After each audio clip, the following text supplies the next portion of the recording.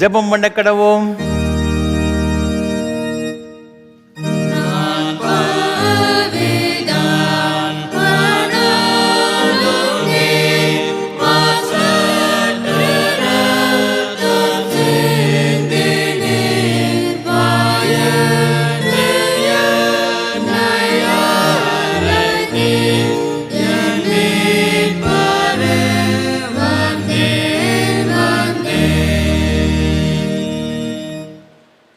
உமக்கு பயந்தவர்களுக்கும் மனுபுத்திரருக்கு முன்பாக உம்மை நம்புகிறவர்களுக்கும் நீர் உண்டு பண்ணி வைத்திருக்கிற உம்முடைய நன்மை எவ்வளவு பெரிதாக இருக்கிறது. கர்த்தர் நன்மையானதை தருவார், தேசம் தன் பலனை கொடுக்கும். மகா பரிசுத்தமும் கிருபையும் நிறைந்த எங்கள் அன்பின் பரலோக பிதாவே, சகல நன்மைகளுக்கும் காரணமாக இருக்கிற தெய்வமே, இந்த ஆசீர்வாதமான ஆராதனை வேலைக்காக நன்றியோடு உம்மை துதிக்கிறோம், உம்மை ஸ்தோத்தரிக்கிறோம். உமக்கு பயப்படுகிறவர்களுக்கும் உம்மை நம்புகிறவர்களுக்கும் நீர் வைத்திருக்கிற பெரிதான நன்மைகளுக்காக கோடா கொடி ஸ்தோத்திரம். இப்போது உம்முடைய திருச்சமூகத்திலே உம்மை ஆராதிக்கும்படியாக எங்களே உம்முடைய சமூகத்தை அர்ப்பணித்து உம்மை தொழுது கொள்ளும்படி வந்திருக்கிற எங்கள் எல்லாரையும் உம்முடைய கரத்தில் அர்ப்பணித்து நாங்கள் ஜெபிக்கிறோம். இந்த ஆராதனையின் துவக்கம் முடியும் மட்டும் ஆவியானுடைய பிரசன்னம் எங்களோடு கூட இருக்கட்டும் ஐயா. இந்த நாளிலே இந்த ஆறில் பங்கு பெற்ற ஒவ்வொருவருக்கும் விசேஷமாக ஜெபிக்கிறோம். உம்முடைய கிருபையினாலும் உம்முடைய ஆசீர்வாதத்தினாலும் எங்கள் ஒவ்வொருவரை நிறைத்து வழிநடத்த வேண்டும் என்று ஆண்டவர் இயேசு கிறிஸ்துவின் பரிசுத்த நாமத்தில் தாழ்மையோடு ஜெபிக்கிறோம் ஜீவனுள்ள நல்ல பிதாவே, ஆமென். ஆராதனைக்கு ஆரம்பமாக ஆண்டவருடைய பரிசுத்த நாமத்துக்கு மகிமை உண்டாகும். கீதம் 120 பாமாலை 90 பாடுவோம். 40 நாள் ராப்பகல் வனவாசம் பண்ணினீர். கீதம் 120 பாமாலை 90 பாடுவோம்.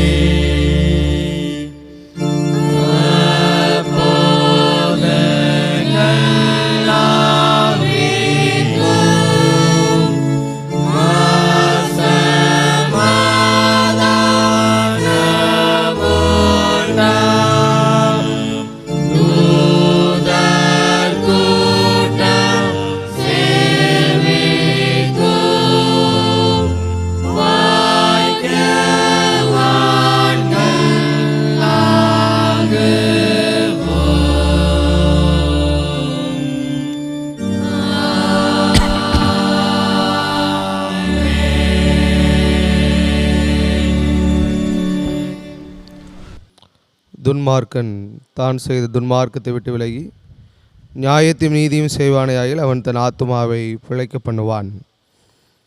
உங்கள் வஸ்திரங்களை அல்ல, உங்கள் இருதயங்களை கிழித்து உங்கள் தேவனாய கர்த்தரிடத்தில் திரும்புங்கள். அவர் இரக்கம், மன உருக்கம், நீடிய சாந்தும், மிகுந்த கிருபையும் உள்ளவர். அவர் தீங்குக்கு மனஸ்தாபப்படுகிறவருமாயிருக்கிறார். நமக்கு பாவமில்லை என்போமானால் நம்மை நாமே வஞ்சிக்கிறவளாயிருப்போம். சத்தியம் நமக்குள் இராது. நம்முடைய பாவங்களை நாம் அறிக்கையிட்டால் பாவங்களை நமக்கு மன்னித்து எல்லா அநியாயத்தையும் நீக்கி நம்மை சுத்திகரிப்பதற்கு கர்த்தர் உண்மையும் நீதியுள்ளவராயிருக்கிறார்.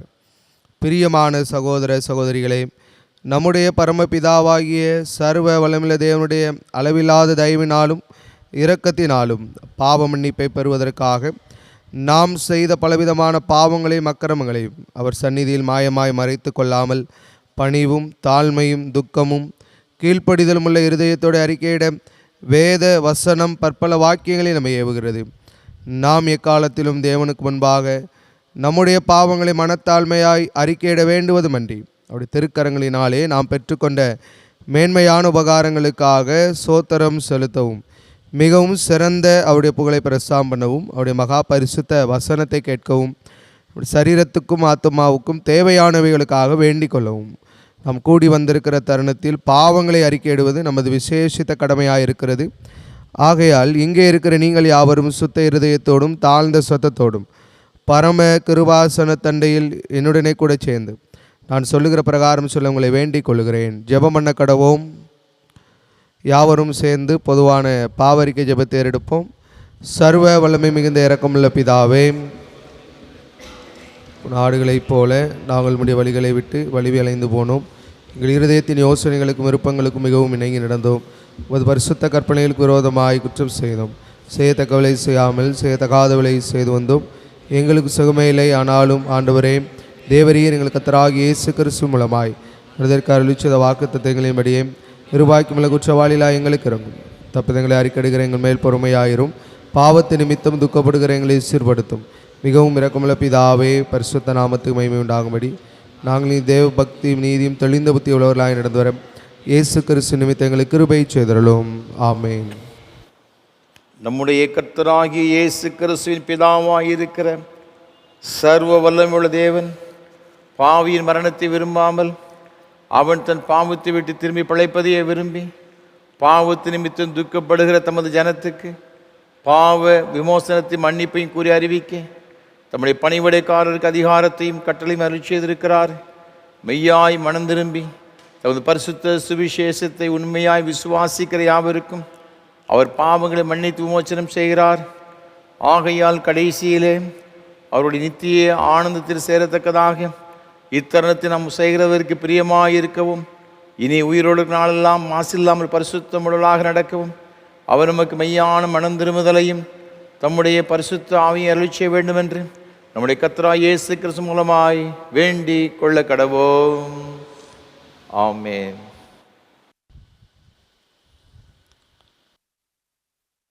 பரமண்டலங்களில் இருக்கிற எங்கள் பிதாவே, உம்முடைய நாமம் பரிசுத்தப்படுவதாக, உம்முடைய ராஜ்யம் வருவதாக, உம்முடைய சித்தம் பரமண்டலத்தில் செய்யப்படுகிறது போல பூமியிலும் செய்யப்படுவதாக. அன்றாட அப்பத்தை எங்களுக்கு தாரும். எங்களுக்கு விரோதமாக குற்றம் செய்கிறவர்களுக்கு மன்னிக்கிறது போல எங்கள் குற்றங்களை எங்களுக்கு மன்னியும். எங்களை சோதனைக்குள் பிரவேசிக்க பண்ணாமல் தீமையிலிருந்து ரட்சித்துக் கொள்ளும். ராஜ்யமும் வல்லமையும் மகிமையும் என்னைக்கும் உடையவரே. ஆமென். ஆண்டவரே, எங்கள் உதடுகளை திறந்தருளும்.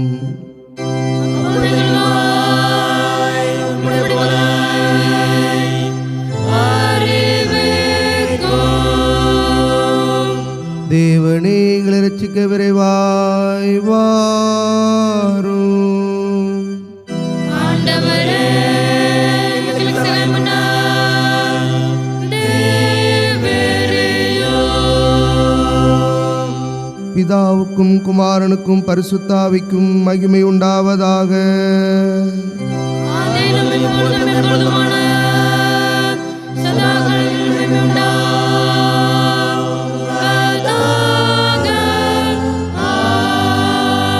ஆமென். கர்த்தரை துதியுங்கள். கர்த்தருடைய நாமம் துதிக்கப்படுவதாக.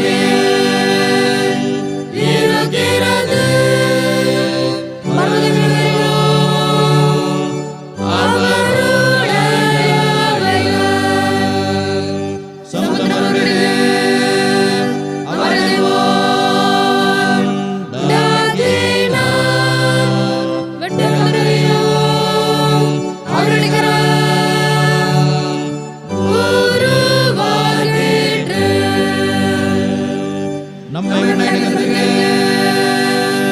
முன்பாக நாம் பணிந்து துணிந்து மலர்படிக கடவோம் வாரோங்க. அவர் நம்முடைய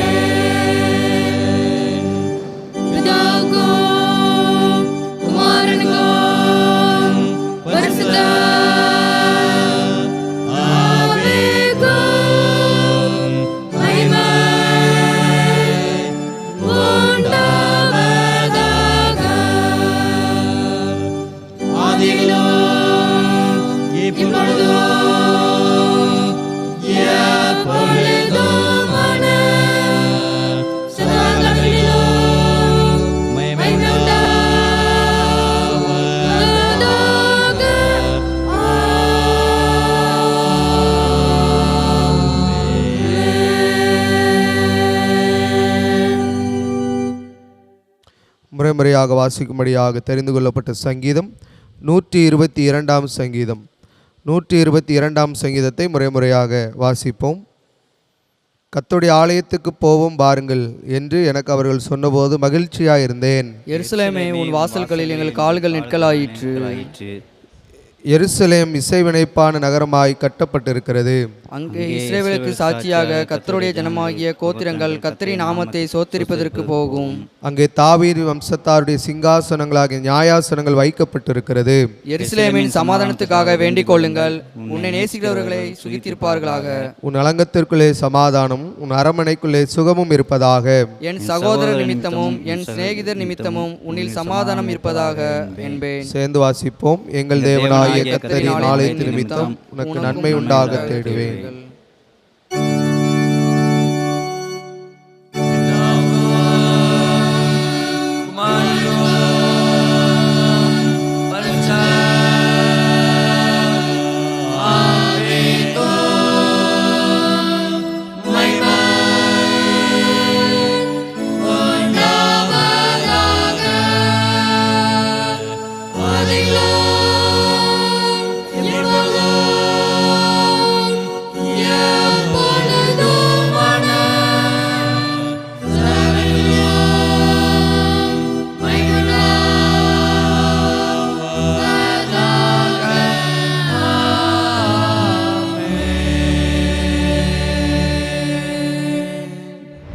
வாசிக்க வேண்டிய முதலாம் வேத பாடம் யோவேல் 2ஆம் அதிகாரம் 15ஆம் வசனம் முதல் 19ஆம் வசனம் முடிய. யோவேல் 2ஆம் அதிகாரம் 15ஆம் வசனம் முதல் 19ஆம் வசனம் முடிய.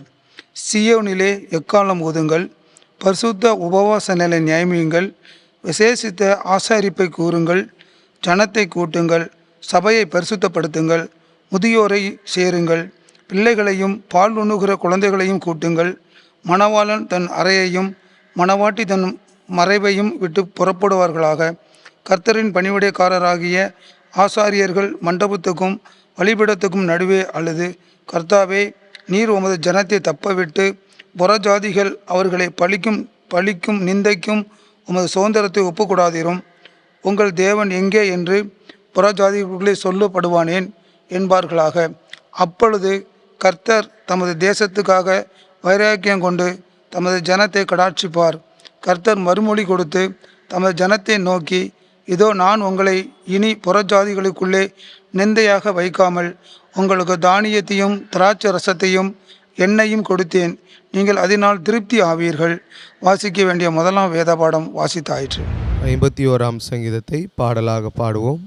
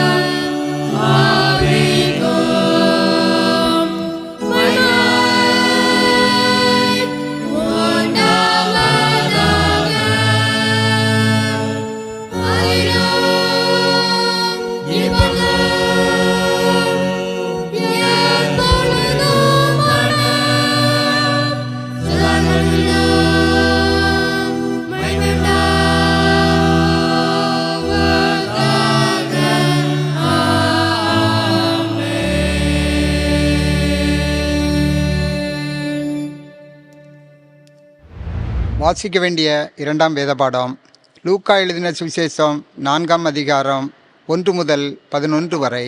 லூக்கா 4ஆம் அதிகாரம் 1 முதல் 11 வரை. இயேசு பரிசுத்த ஆவியினாலே நிறைந்தவராய் யோர்தானை விட்டு திரும்பி ஆவியானவராலே வனாந்தரத்துக்கு கொண்டு போகப்பட்டு 40 நாள் பிசாசினால் சோதிக்கப்பட்டார். அந்த நாட்களில் அவர் ஒன்றும் புசியாதிருந்தார். அந்த நாட்கள் முடிந்த பின்பு அவருக்கு பசி உண்டாயிற்று. அப்பொழுது பிசாசு அவரை நோக்கி, நீர் தேவனுடைய குமாரனேயானால் இந்த கல் அப்பமாகும்படி சொல்லும் என்றான். அவர் பிரதியுத்தரமாக, மனுஷன் அப்பத்தினாலே மாத்திரமல்ல தேவனுடைய ஒவ்வொரு வார்த்தையினாலும் பிழைப்பான் என்று எழுதியிருக்கிறதே என்றார். பின்பு பிசாசு அவரை உயர்ந்த மலையின் மேல் கொண்டு போய் உலகத்தின் சகல ராஜ்யங்களையும் ஒரு நிமிஷத்திலே அவருக்கு காண்பித்து, இவைகள் எல்லாவற்றின் மேலுள்ள அதிகாரத்தையும் இவைகளின் மகிமையும் உமக்கு தருவேன். இவைகள் எனக்கு ஒப்புவிக்கப்பட்டிருக்கிறது. எனக்கு இஷ்டமானவனுக்கு இவைகளை கொடுக்கிறேன். நீர் என்னை பணிந்து கொண்டால் எல்லாம் உம்முடையதாகும் என்று சொன்னான். இயேசு அவனுக்கு பிரதியுத்தரமாக, எனக்கு பின்னாக போ சாத்தானே, உன் தேவனாகிய கர்த்தரை பணிந்து கொண்டு அவர் ஒருவருக்கே ஆராதனை செய்வாயாக என்று எழுதியிருக்கிறதே என்றார். அப்பொழுது அவன் அவரை எருசலேமுக்கு கொண்டு போய் தேவாலயத்து உப்பிரிகையின் மேல் அவரை நிறுத்தி, நீர் தேவனுடைய குமாரனேயானால் இங்கே இருந்து தாழ குதியும். ஏனெனில் உம்மை காக்கும்படிக்கு தம்முடைய தூதர்களுக்கு உம்மை குறித்து கட்டளையிடுவார் என்றும், உமது பாதம் கல்லில் இடராதபடிக்கு அவர்கள் உம்மை கைகளில் ஏந்தி கொண்டு போவார்கள் என்றும் எழுதியிருக்கிறது என்று சொன்னான் என்பது வாசிக்க வேண்டிய இரண்டாம் வேத பாடம் வாசித்தாயிற்று.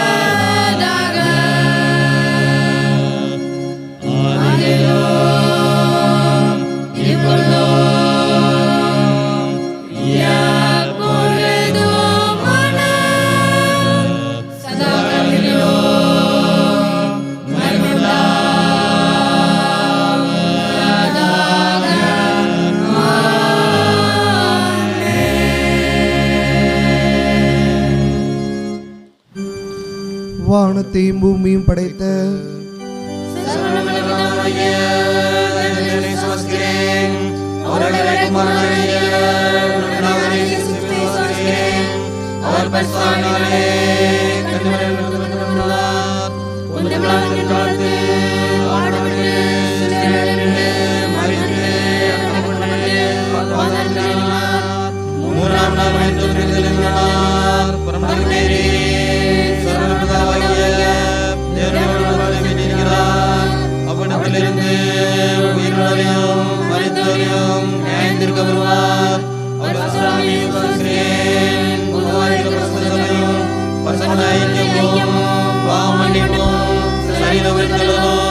நித்திய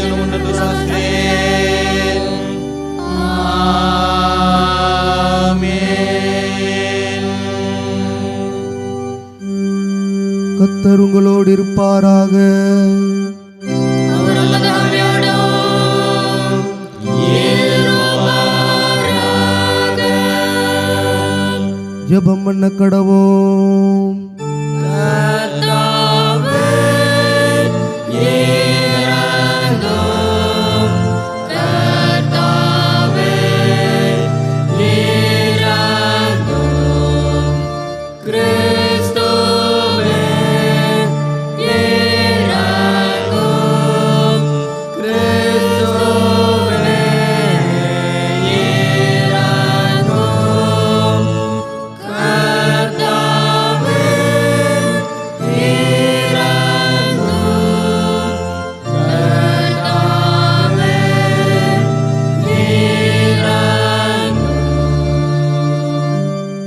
பரமண்டங்களில் இருக்கிற எங்கள் பிதாவே, உம்முடைய நாமம் பரிசுத்தப்படுவதாக, உம்முடைய ராஜ்யம் வருவதாக, உம்முடைய சித்தம் பரமண்டலத்திலே செய்யப்படுவது போல பூமியிலும் செய்யப்படுவதாக.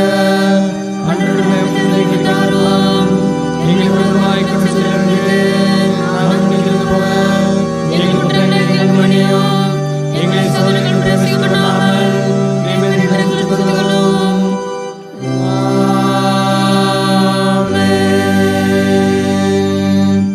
கர்த்தாவே உம்முடைய இரக்கத்தை எங்கள் காண்பியோ. உம்முடைய இரட்சகர்களுக்கு அருளி செய்யும். உம்முடைய பணிவுடைக்காரருக்கு நீதியை தருப்பியோ. நீர் தெரிந்து கொண்ட ஜனத்தை சந்தோஷப்படுத்தும்.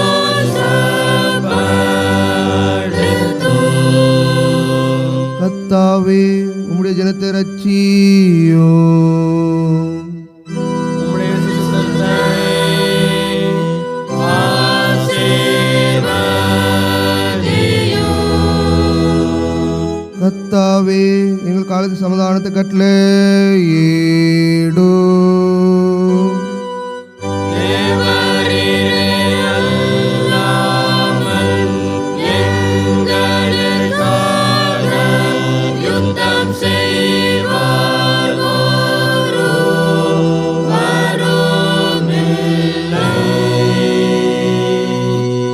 பராபரனே எங்கள் இதயத்தை சுத்திகரியோ. உம்முடைய பரிசுத்தாவியை எங்களிடத்திலிருந்து எடுத்துக் கொள்ளாதேயும்.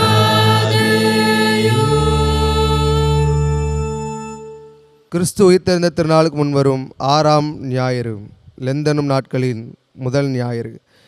எங்கள் வாழ்க்கையின் அச்சாரமும் நம்பிக்கையுமானவரே, திக்கற்றவர்கள் ஒடுக்கப்பட்டவர்கள் மீது நீர் காட்டிய அன்பிற்காக நன்றி செலுத்துகிறோம். ஒடுக்கப்பட்டவர்களை அங்கீகரித்து அனைவரையும் அரவணைக்கும் இறையாட்சி நற்செய்தியை அறிவிக்கும் தூதுவராய் உமது திருக்குமாரன் இயேசு கிறிஸ்துவை அனுப்பியதற்காக உம்மை துதிக்கிறோம். நீர் எங்களை அழைத்த அழைப்பின் மேன்மையை உணர்ந்து நாங்களும் துன்புறுவோருடன் இணைந்து இச்சமுதாய சீர்கேடுகளை களைந்து புதியதோர் சமுதாயத்தை முழுமை பெறச் செய்ய அனுகரிக்க வேண்டும் என்று இறைமைந்தன் இயேசு கிறிஸ்துவின் வழியாய் உம்மை வேண்டிக் கொள்கிறோம்.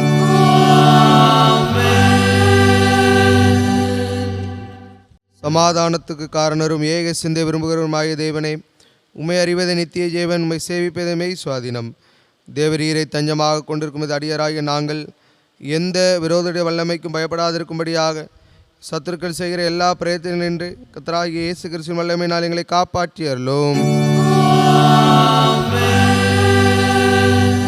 சர்வ வல்லமையில நித்திய தேவனே, இந்நாள் வரையும் எங்களை சுகமாய் நடத்தி வந்த எங்கள் பரமபிதாவாகிய கர்த்தாவே, இந்நாளிலும் அது மிகுந்த வல்லமையால் எங்களை காப்பாற்றி நாங்கள் யாதொரு பாவத்துக்குட்படாமலும் எவ்விதமான மோசத்திலும் அகப்படாமலும் பார்வைக்கு நீதியாயிருக்க எப்பொழுதும் செய்கிறதற்கு நாங்கள் செய்கிற எல்லாவற்றையும் உம்முடைய ஆளுகையினால் நடத்தியல்ல வேண்டும் என்று கர்த்தராகிய இயேசு கிறிஸ்து மூலமாய் வேண்டிக் கொள்கிறோம். மகா அதிசயங்களை செய்கிற சர்வ வல்லமையுள்ள நித்திய தேவனே, பேராயர்கள் மேலும் ஆயர்கள் மேலும் சபை ஊழியர்கள் மேலும் விசாரணைக்கு ஒப்புவிக்கப்பட்ட எல்லா சபைகள் மேலும் ஆரோக்கியம் தருகிறோம். கிருபையுள்ள ஆவி அனுப்பி உமக்கு உமக்கு உத்தம பிரியமளவில் நடக்கும்படி உமது ஆசீர்வாதமாகிய பணி அவர் மேல் ஓயாமல் பெய்யச் செய்தருளும். கத்தாவே, எங்கள் காரிய கர்த்தரும் மத்தியஸ்வரமாக இயேசு கிறிஸ்துக்கு மகிமை உண்டாக இதை கட்டளையிட்டருளும். இத்தருணத்தில் ஒருமனப்பட்டு உம்மை நோக்கி எங்கள் பொதுவான விண்ணப்பங்களை செய்ய எங்கள் கிருபை அளித்த சர்வ வல்லமையுள்ள தேவனே, 2 பேராவது 3 பேராவது நாமத்தினாலே கூடி வரும் பொழுது அவள் கேட்கிற அளிச்ச என்று வாக்கரளி இருக்கிறேன். கத்தாவே, அடியாராக எங்களுக்கு வேண்டிய நன்மைகள் உண்டாக எங்கள் விருப்பங்களை வேண்டுதலை போல் நிறைவேற்றி இம்மையிலே உம்முடைய சத்தியத்தை அறிகிற அறிவையும் மறுமையிலே நித்திய ஜீவனையும் எங்களுக்கு கட்டளையிட்டருளும்.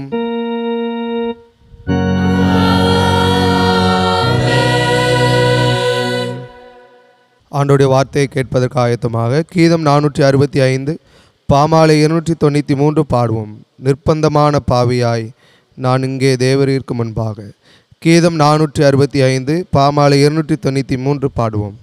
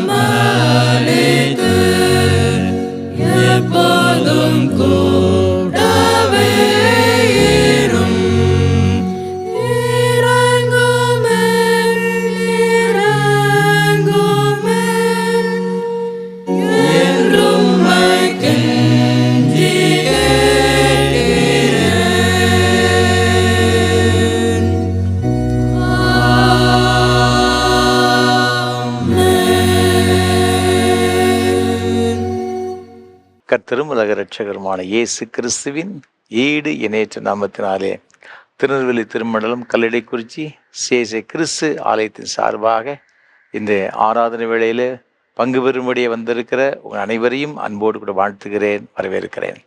ஆண்டோடைய கிருபையும் ஆசீர்வாதமும் உங்களோடு கூட எப்பொழுதும் நிலைத்திருப்பதாக. ஒவ்வொரு வாரமும் உங்களோடு கூட சேர்ந்து கர்த்தரை ஆராதிப்பதில் மிகுந்த மகிழ்ச்சி அடைகிறேன். கர்த்தரை துதிக்கிறேன், ஸ்தோத்தரிக்கிறேன். எல்லாரும் சேர்ந்து கர்த்தரை ஆராதிப்பது ஒரு பெரிய சந்தோஷமான ஒரு காரியம். இந்த நல்ல வாய்ப்புகளை நமக்கு தந்து வருகிற நம்முடைய அன்பிற்கும் மரியாதைக்கும் ஒரு அருமையான ஐயா சாது சுந்தர் செல்வராஜ் அவர்களுக்காக கர்த்தரை துதிக்கிறேன்.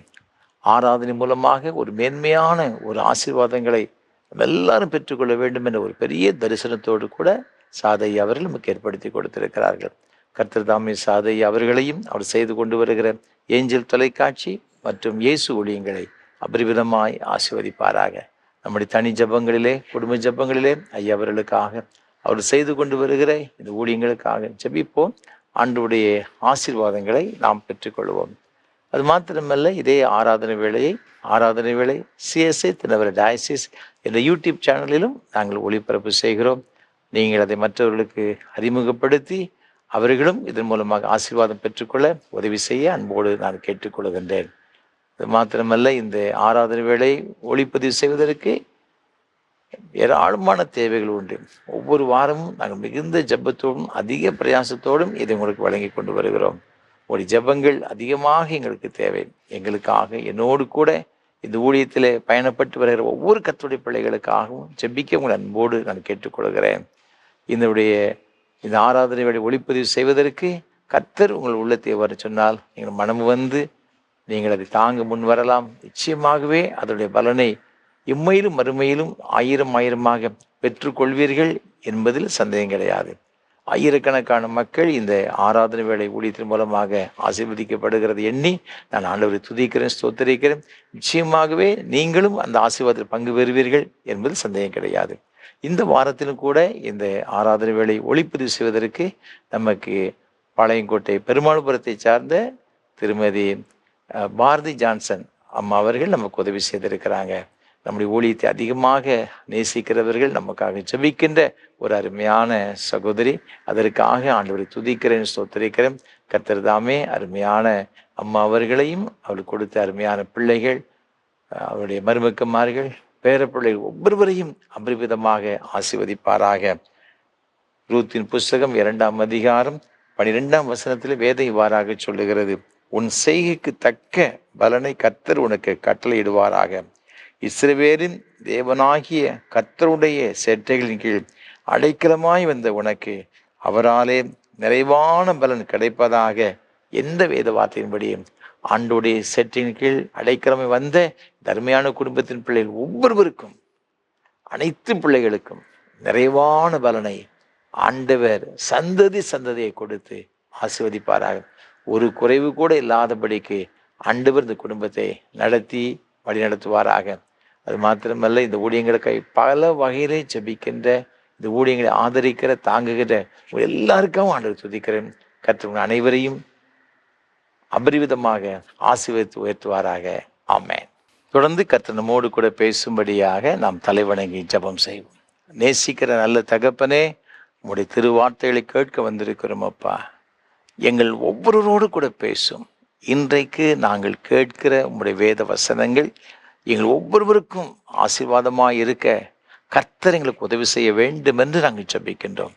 பரிசுத்த ஆவியானவர் எங்கள் மத்தியில் அசைவாடும்படியாய் ஜெபிக்கின்றோம். என்னை மறைத்து எங்கள் ஆண்டவர் வெளிப்படுவீராக.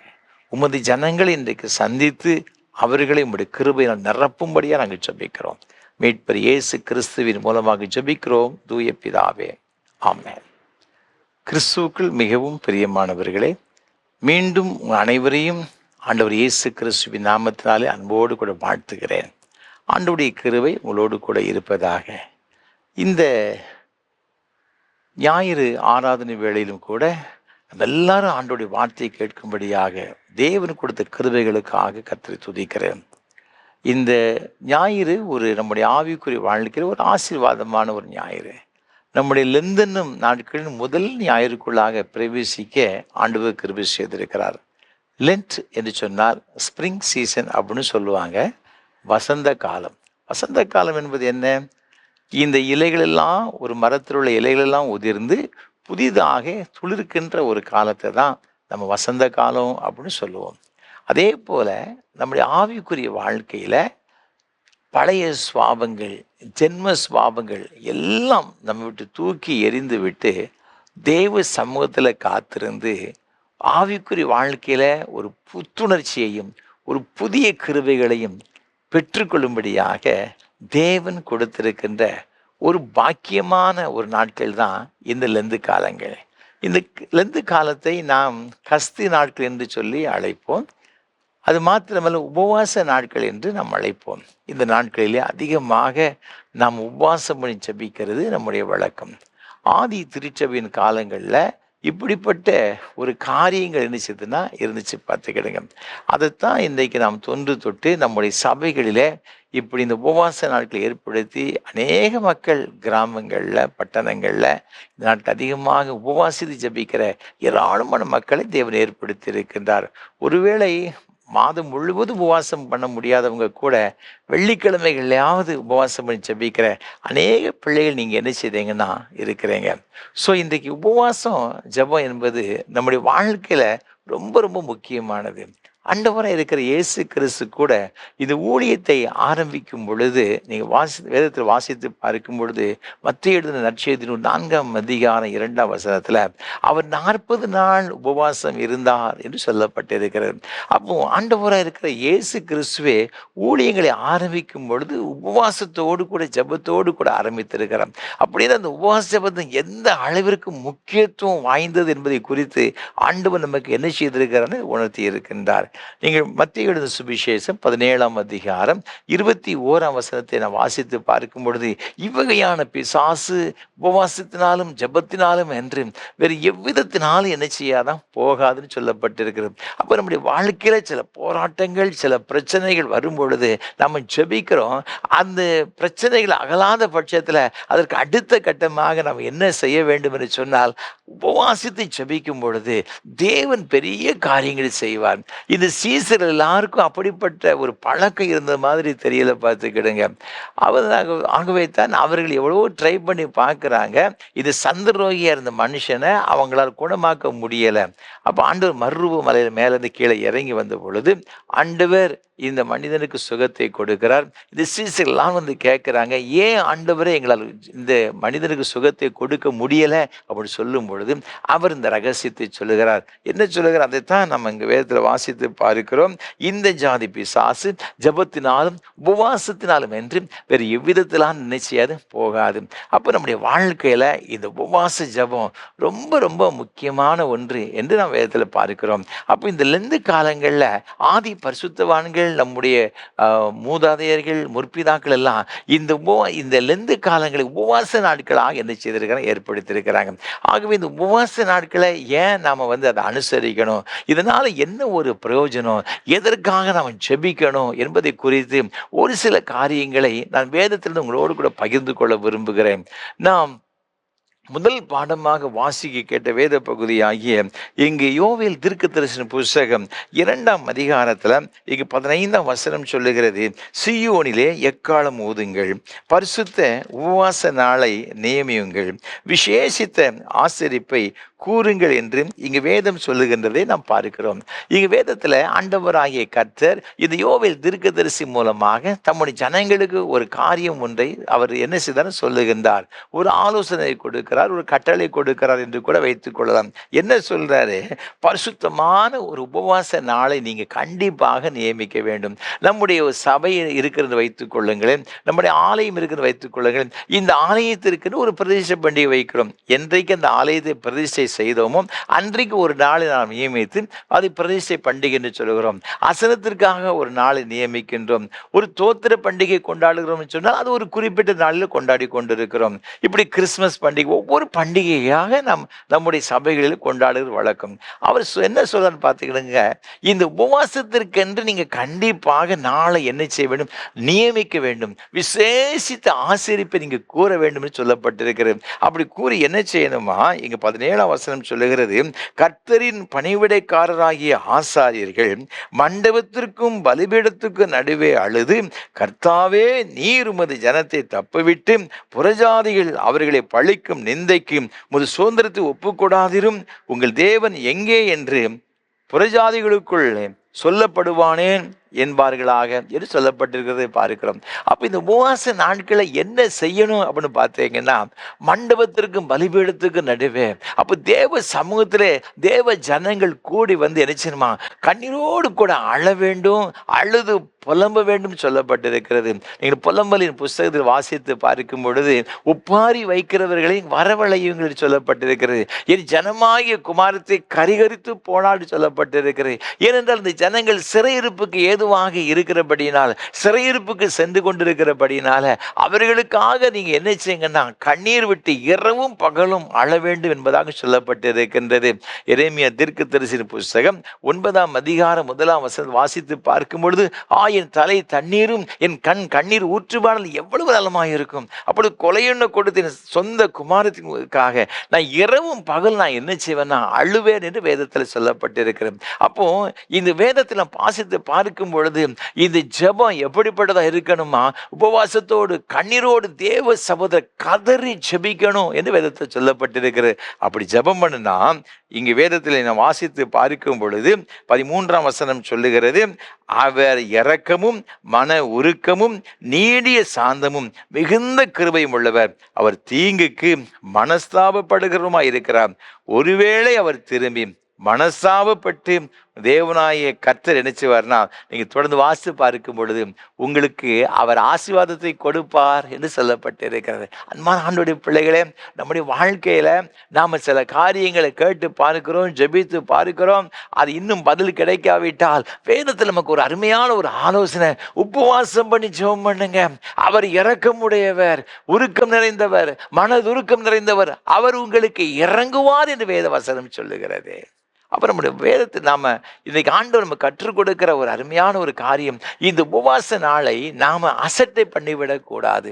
ஒருவேளை பல வகையான பாடுகளுக்கு மத்தியிலே, பல வகையான பிரச்சனைகளுக்கு மத்தியிலே, பல வகையான போராட்டங்களுக்கு மத்தியிலே, பல வகையான குடும்ப சூழல்கள் நெருக்கி கொண்டிருக்கிற வேளையில, பிள்ளைகளுக்கு அடுத்த காரியத்துல, நம்முடைய பிரயாசங்களுக்கு அடுத்த காரியத்துல பல வகையான போராட்ட நிமித்தமாக அவ்வளவுதான் முடிந்து போனது, என்னால் தாக்கு பிடிக்க முடியவில்லைன்னு சொல்லி கலங்கி கொண்டிருந்தாலும் கூட ஆண்டவர் சொல்லாரு, இன்னைக்கு என்ன சொல்றாருன்னா, நீ உபவாசித்து ஜெபம் பண்ணி பாரு, நான் உன்னை நிச்சயமா என்ன செய்வேன்னா ஆசீர்வதிப்பேன். வேதத்தில் ஒரு அருமையான ஒரு மனுஷன் நம்ம பார்க்கலாம். நீங்கள் எஸ்ராவின் புஸ்தகத்துல ஒரு அருமையான ஒரு வசனம் ஒன்று சொல்லப்பட்டிருக்கிறது. 8ஆம் அதிகாரம் 21ஆம் வசனத்தை பாருங்க. அப்பொழுது நாங்கள் எங்கள் தேவனுக்கு முன்பாக எங்களை தாழ்த்துகிறதற்கும், எங்களுக்காகவும் எங்கள் பிள்ளைகளுக்காகவும் எங்கள் சகல பொருட்களுக்காகவும் செவையான வழியை தேடுகிறதற்கும் நான் அங்கே அந்த அகாவா நதியண்டை இலே உபவாசத்தை கூறினேன். இங்கு வசனம் மிக அழகாக சொல்லுகிறது. என்ன ஆண்டவர் சொல்றாருன்னு பார்த்தீங்கன்னா, இங்கு வேதத்துல எஸ்ரான்னு சொல்லப்பட்ட ஒரு அருமையான பிரதான ஆசாரியனை குறித்து சொல்லப்பட்டிருக்கிறது. இவன் இந்த வேத பிரமாணத்திலே தேறினவன் என்று வேதத்தில் சொல்லப்பட்டிருக்கிறது. நியாயப்பிரமாண புஸ்தகத்தை எல்லாவற்றையும் மிக நன்றாய் கற்றறிந்தவன். அவன் பாபிலோன் தேசத்திலிருந்து ஒரு கூட்ட ஜனத்தை இவன் எருசலேமுக்கு அழைத்து கொண்டு வருகிறான். வரும்போது சும்மா வரவில்லை. ஒரு காலத்துல 70 வருஷத்துக்கு முன்னால பாபிலோன் தேசத்தினுடைய ராஜாவாகிய நேபுகாத்நேச்சர் எருசலேமுக்கு படையெடுத்து வந்து அதனுடைய கோட்டை சுவர்கள் எல்லாம் இடித்து விட்டு, ஆலயத்தை இடித்து ஒன்றுமில்லாமல் ஆக்கிவிட்டு, அதில் உள்ள எல்லா விதமான பொருட்களையும் கொள்ளையடித்து கொண்டு பாபிலோன் தேசத்துக்கு சென்று விட்டான். இப்பொழுது மீண்டும் அங்கிருந்து திரும்பி வரும் பொழுது அந்த பொருட்களெல்லாம் கொண்டு வருகிற அவன் என்ன செய்தான்னு பார்த்தீங்கன்னா, அகவா நதின்னு சொல்லப்பட்ட ஒரு நதி இருக்கிறது. அந்த நதிக்கு அருகாமல் வந்த உடனே அவன் எல்லா ஜனங்களுக்கும் ஒரு உபவாசத்தை ஒன்று என்ன செய்கிறான் கூறுகிறதாக வேதத்தில் பார்க்கிறோம். இவன் எதுக்கு இந்த உபவாச ஜபத்தை அவன் ஏற்படுத்தினான் என்று வேதத்தில் பார்க்கும் பொழுது ரொம்ப ஆச்சரியமா இருக்கும். இங்கு நாம் வேதத்தில் வாசித்து பார்க்கும் பொழுது முதலாவது அவன் சொல்லுகிறான். எதற்கு முதலாவது அவன் சொல்லுகிறது, எங்களை தாழ்த்துகிறதற்கு. அப்ப இந்த உபவாச ஜபத்திற்கு என்ன தேவை அப்படின்னு பார்த்தீங்கன்னா, இந்த நாம் ஏன் ஜபிக்கணும் உபவாசத்துன்னு பார்த்தீங்கன்னா, நம்மை தேவ சமூகத்தில் தாழ்த்த வேண்டும் என்று வேதத்தில் நமக்கு சொல்லப்பட்டிருக்கிறது. நீங்க வேதத்தில் வாசித்து பார்க்கும் பொழுது இங்கு நீதிமொழியின் புஸ்தகம் 3ஆம் அதிகாரம் 34ஆம் வசனத்துல இகழ்வோரை அவர் இகழ்கிறார், தாழ்மையுள்ளவர்களுக்கோ கிருபை அளிக்கிறார் என்று வேத வசனம் சொல்லுகிறது. அப்போ தேவ சமூகத்திலிருந்து, ஆண்டோடைய சமூகத்திலிருந்து ஆண்டோடைய கிருபையை பெற்றுக்கொள்வதற்கு நாம என்ன செய்யணும் அப்படின்னு பார்த்தீங்கன்னா, இங்கு வேதத்தில் மிக அழகாக சொல்லப்பட்டிருக்கிறது. உபவாசம் பண்ணி என்ன செய்யணுமா, ஜெபம் பண்ணணுமா. அப்போ தாழ்மையுள்ளவர்களுக்கு அளிக்கப்படுகின்ற அந்த கிருபையை பெற்றுக்கொள்வதற்கு முதல்ல உபவாசம் தேவை. அப்போ நம்மை தாழ்த்துவதற்காகவும் நம்ம என்ன செய்யணும், உபவாசம் இருக்கணும். பார்த்துக்கிடுங்க. ஏன்னா நம்மை தேவசம தாழ்த்தும் பொழுது மாத்திரம்தான் மேன்மையான ஆசீர்வாதங்களை பெற்றுக்கொள்ள முடியும். நீங்கள் லூக்கா 18ஆம் அதிகாரத்தில் நீங்கள் 9 முதல் 14 வரை உள்ள வசனங்களை வாசித்து பார்க்கும்போது 2 பேர் ஆலயத்துக்கு போனாங்க. ஒருத்தன் பரிசேயன், ஒருத்தன் ஆயக்காரன். பரிசேயன் எப்படிலாம் ஜெபம் பண்ணணும்னு சொல்லப்பட்டிருக்கிறது. நான் வாரத்தில் 2 நாள் என்ன செய்தேன், உபவாசம் பண்ணுறேன், தசமமாக கொடுக்குறேன், மற்ற எல்லா காரியங்களையும் நான் செய்து கொண்டு வருகிறேன், எல்லாவற்றுக்கும் மேலாக இந்த ஆயக்காரனை போல் இராதபடி உண்மை ஸ்தோத்தரிக்கிறேன்னு சொல்லி தன்னுடைய நியாய நீதிகளெல்லாம் சொல்லி கொண்டு வருகிறான். நீங்கள் 14 வசனத்தை 13, 14 ஆகிய வசனம் வாசித்து பார்க்கும் பொழுது ஆயக்காரன் தன்னுடைய கண்களை வானத்துக்கும் ஏறெடுக்க துணியாமல் தன் மார்பில் அடித்து கொண்டு, தேவனே பாவியாகி என் மீது கிருபையாயிரும்னு சொன்னான். வேத வசனம் சொல்லுகிறது, அவன் அல்ல இவனை நீதிமானாக்கப்பட்டவனை தன் வீட்டுக்கு திரும்பி போனான். தன்னைத்தான் தாழ்த்துகிறவன் எவனும் உயர்த்தப்படுவான், தன்னைத்தான் உயர்த்துகிறவன் எவனும் தாழ்த்தப்படுவான். அப்போ தேவ சமூகத்தில் ஆசீர்வாதத்தை பெற்றுக்கொள்வதற்கு என்ன தேவை அப்படின்னு பார்த்தீங்கன்னா, இது தாழ்மை. தேவ சமூகத்தில் நம்ம முற்றிலுமாக தாழ்த்த வேண்டும் என்று தேவன் விரும்புகிறார். ஆபிரகாமை பாருங்க, ஆபிரகாம் தேவனுடைய சிநேகிதன் என்று அழைக்கப்பட்டான், விசுவாசத்தின் தகப்பன். ஆதியாகமம் புஸ்தகம் 18ஆம் அதிகாரத்தில் நீங்கள் 27ஆம் வசனத்தை வாசித்து பார்க்கும் பொழுது ஆண்டவருடைய சமூகத்தை அவன் ஜெபம் பண்ணுறான். இதோ நான் தூசியும் சாம்பலுமாய் இருக்கிறேன், நான் தூளும் சாம்பலுமாய் இருக்கேன். ஆண்டவருடைய சமூகத்தை அவன் சிநேகிதங்க, ஆண்டவருக்கு சிநேகிதனா எண்ணப்பட்டவன். அவன் கூட ஆண்டவருடைய சமூகத்தில் சொல்றான், ஆண்டவரே நான் தூசியா இருக்கிறேன், சாம்பலா இருக்கிறேன். இந்த லோத்து எங்க இருக்கிறான்னா சோதோம் குமர பட்டணத்தில் இருக்கிறான். அவன் அழிந்து போய்விடக்கூடாது. 50 நீதிமான்களிலிருந்து அழித்து விடுவீரோ, 40 பேர் இருந்து அழித்து விடுவீரோ, அப்படியே 10 பேருக்கு கொண்டு வந்துட்டான்னு பார்த்துக்கிடுங்களேன். ஒவ்வொரு முறையும் தேவ சமூகத்தை அப்படியாக தாழ்த்தி தாழ்த்தி தாழ்த்தி ஆண்டவருடைய சமூகத்தில் அந்த இரக்கத்தை பெற்றுக்கொள்வதற்காக அவன் ஜெபிக்கிறதாக வேதத்தில் பார்க்கிறோம். அப்போ நம்முடைய வாழ்க்கையில் இந்த தாழ்மை மிக மிக முக்கியமானது. இந்த தாழ்மையை நம்ம எப்போ கற்றுக்கொள்ளுவோம் அப்படின்னு பார்த்தீங்கன்னா, நம்ம ஜெபிக்கும் பொழுது, உபவாசித்து ஜெபிக்கும் பொழுது அந்த தாழ்மையை நாம் பெற்றுக்கொள்வோம். 2 நாளும் புஸ்தகம் 7ஆம் அதிகாரத்தில் நீங்கள் வாசித்து பார்க்கும் பொழுது வேதம் மிக அழகாக என்ன சொல்லப்பட்டிருக்குன்னு பார்த்தீங்கன்னா, இங்கே சாலமோன் ராஜா இந்த ஆலயத்தை பிரதிஷ்டை பண்ணும் பொழுது இங்கே ஆண்டவர் சொல்லுகிற 14ஆம் வசனத்தில், என் நாமம் தரிக்கப்பட்ட என் ஜனங்கள் தங்களை தாழ்த்தி ஜெபம் பண்ணே, தங்களை தாழ்த்தி ஜெபம் பண்ணும் பொழுது என்னை தேடினால், தன் பாவத்தை விட்டு விலகி என்னை கருத்தோடு கூட தேடினால், நான் உங்க ஜெபத்தை கேட்பேன், அவங்க தேசத்துக்கு சேமத்தை கட்டையிடுவேன். அப்போ தாழ்மை எந்த அளவிற்கு முக்கியம் பாருங்க. அப்போ இந்த தாழ்வை எப்போ பெற்றுக்கொள்ள முடியும் அப்படின்னு பார்த்தீங்கன்னா, நாம் உபவாசித்து ஜெபிக்கும் பொழுது. இந்த பிரதான ஆசாரியனாக இருக்கிற வேத பாரகனாகிய இந்த எஸ்ரா சொல்லுகிறான், முதல்ல அவன் சொல்ல, நான் ஏன் உபவாசம் பண்ணுறேன் பார்த்தீங்கன்னா, என் தேவ சமூகத்தில் தாழ்த்துகிறதற்கு. அன்பான ஆண்டவருடைய பிள்ளைகளே, நம்முடைய தனிப்பட்ட வாழ்வில் நம்மை தாழ்த்தி தேவ சமூகத்தில் வரும்பொழுது தான் மென்மையான ஆசீர்வாதங்களை பெற்றுக்கொள்ள முடியும். 2 நாளாம் புஸ்தகத்தில் நீங்கள் 32ஆம் அதிகாரம் 33ஆம் அதிகாரம் 12ஆம் வசனத்தை வாசித்து பார்க்கும் பொழுது இந்த மனாசை பற்றி நாம் பார்க்கிறோம். அவன் பண்ணின இந்த தவறான காரியங்கள், அவ்வளோ ஒரு வேதனை உண்டாக்குகின்ற காரியங்கள், கர்த்தருக்கு விரோதமான அநேக காரியங்களை செய்தான் பார்த்துக்கிடுங்க. அப்படி முடிவு என்னன்னு பார்த்தீங்கன்னா, அசீரிய ராஜா படையெடுத்து வந்து விட்டான். இவனை ஒரு முட்செடிகளை பிடிச்சி கைகளில் வெண்கல விலங்குகளை மாட்டி, கையிலையும் காலையும் மாட்டி கொண்டு போயிட்டான் பாபிலோன் தேசத்துக்கு. ஆனால் அங்கே போய் அவன் என்ன செய்தான்னு பார்த்தீங்கன்னா, ஆண்டவருடைய சமூகத்தை தன்னை தாழ்த்தினான் என்று வசனம் சொல்லுகிறது. ஆனால் இவனை மாதிரி ஒரு மோசமான ஆளு கிடையாது இந்த மனாசே. அந்த அளவிற்கு அருவருப்பான காரியங்களை செய்தவன். அவருடைய தகப்பனாகி எசேக்கியா அந்த அளவிற்கு தேவனுக்கு பிரியமாய் வாழ்ந்தவன், இவன் நேர் எதிர்மாறிய வாழ்ந்தவன். ஆனால் ஒன்னே ஒன்று செய்துட்டான் பார்த்துக்கிடுங்க. தன்னை தேவனுக்கு முன்பாக தாழ்த்தினபடியினால அந்த பாபிலோன் தேசத்திலிருந்து அவனை எருசலேமுக்கு திரும்பி வரப்படினாராங்க. எவ்வளோ ஒரு ஆச்சரியமான ஒரு காரியம். எந்த ராஜா இப்படி ஒரு தேசத்தின் மீது படையெடுத்து சென்று அந்த ராஜாவை பிடிச்சு தன் தேசத்துக்கு கொண்டு போன பிறகு விடுவானா? அவனை சங்காரம் பண்ணி விடுவான், கொன்று போட்டு விடுவான். ஆனால் மனாசேய உயிரோடு விட்டது மாத்திரமல்ல, அவனை எருசலேமுக்கு போக வச்சுட்டான். கர்த்தர் எவ்வளவு நல்லவர் பாருங்க. அவர் எதிர்பார்க்கிறது தாழ்மைங்க. இது தாழ்மை இன்னைக்கு நிறைய தாழ்மை, மாய்மாலமான தாழ்மை இந்த உலகத்தில் பார்க்கிறோம். பார்த்துக்கிடுங்க, உண்மையான ஒரு மனத்தாழ்மை தேவன் எதிர்பார்க்கிறாரு. அது எப்போ கிடைக்குன்னு பார்த்தீங்கன்னா, வாசித்து ஜெபிக்கும் பொழுது. இந்த வேத பாருங்க, இஸ்ரா தன்னோடு கூட வந்து எல்லா இஸ்ரவேல் மக்களையும் எல்லா யூத ஜாதிகளை அழைத்து வந்து, முதல்ல நீங்கள் தேவ சமூகம் தாழ்த்தணும். 70 ஆண்டு காலங்களாக இந்த சிறையிருப்பில் வாழ்ந்து வந்தோம். தேவனை விட்டு தூரமாக விலகி போனோம். இப்போ ஆண்டோடைய கிருபைகளை பெற்றுக்கொள்வதற்கு தாழ்மை நமக்கு அவசியம். ஆகவே இந்த தாழ்மையை பெற்றுக்கொள்வதற்காக, தங்களை தாழ்த்துவதற்காக அந்த அகவா நதி அண்டையிலே அவன் உபவாசம் பண்ணினான். இரண்டாவதாக நீங்கள் அதில் அந்த வசனத்தில் சொல்லப்பட்டிருக்கிறது, என்ன சொல்லப்பட்டிருக்கிறது?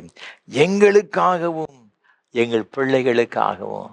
அன்பான ஆண்டுடைய பிள்ளைகளே, நம்ம இந்த உபவாச ஜெபம் வந்து எதுக்கு ஜெபம் பண்ணுறோன்னா, நம்ம பல காரியங்களுக்காக, தேசத்திற்காக, மற்றவர்களுக்காக ஜெபம் பண்ணுறோம்.